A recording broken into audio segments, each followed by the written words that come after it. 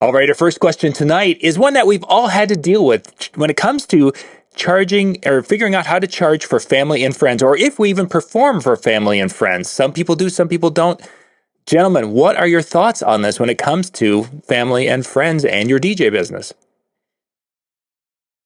I can take it. Go ahead. Go for it. My policy is I would not give any more of a discount than I would buy a gift for that person.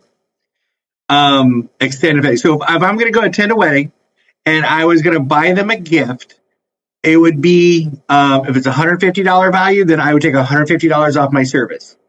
I do business with my cousin who is an insurance agent. He doesn't cut me any additional rates because he can't, right? Mm-hmm. But my philosophy is this is how I support my family. I appreciate you coming, asking for me to do your wedding. But if I'm going to attend your wedding as a guest, I would probably invest $100 to $150 into a gift. So I'm willing to take that off my rate. I don't know, am I a bad guy? I don't know, but I got a budget that I got to make, each and every month, targets. And so that's what's my philosophy. Have you ever had a family member or a friend who, after you presented that, they went a different direction because they were like, yeah, they expected it for a lot less? No, I actually don't have a big family, so I'm kind of golden that way. Okay.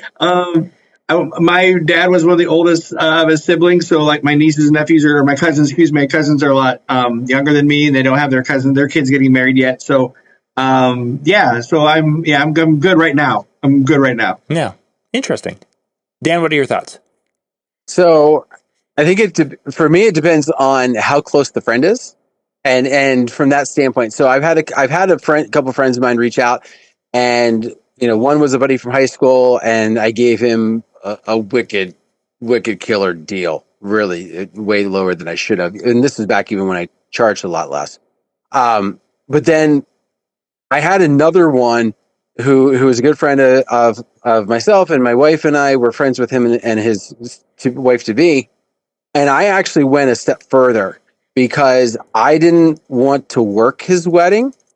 I wanted to be able to attend his wedding. And it really just came down to when I get in work mode, I'm in work mode. And so my wife coming along, it's not the same. Like, she's not having fun.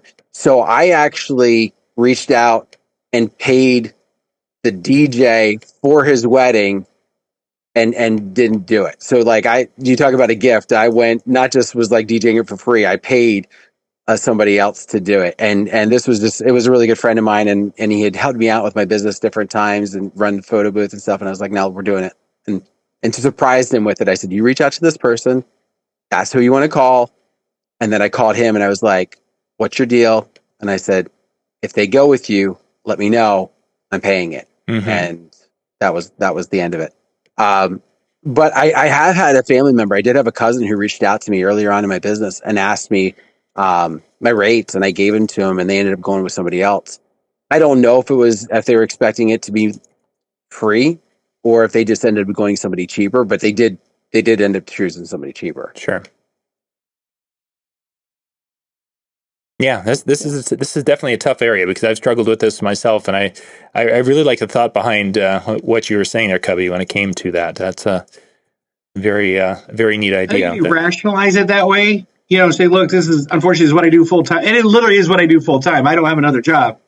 I think they get it. Like I said, at least they, I just explain it. I'm not trying to be bad. It's just what I do. Yeah, and I think it's a lot more difficult within our business than it is, say, cake maker, right? Because a cake maker can give you, I'm going to say, give you the cake, right? And I'm not saying anybody should do that necessarily, but I'm saying they could give the cake and they could still make another one or two that day to take out, right? If we do their event for free, there's no other event that we're doing that day. There's no other way to make that income that day. I've had some people who have taken the philosophy. I really like yours, Cubby, but I've had some who have taken the philosophy of, especially those really close friends, of charging them what it breaks down to their business's cost for that day. Mm-hmm. So they figure out, okay, my music and my insurance and my gas and all that, this totals this, wear and tear on the equipment, the whole thing totals this. So I want you to pay for basically the rental of everything, and I'll do my part for free. And that's kind of another interesting way to go about it. I mean, you really have to have an understanding of what each event costs you to do. But again, for those close friends, you're not doing it for free, but you are, I mean, you're for free, but it's not like there's no money transaction. Yeah. Interesting thoughts, gentlemen. We're going to jump. Yeah. Let's jump to our next question here, guys.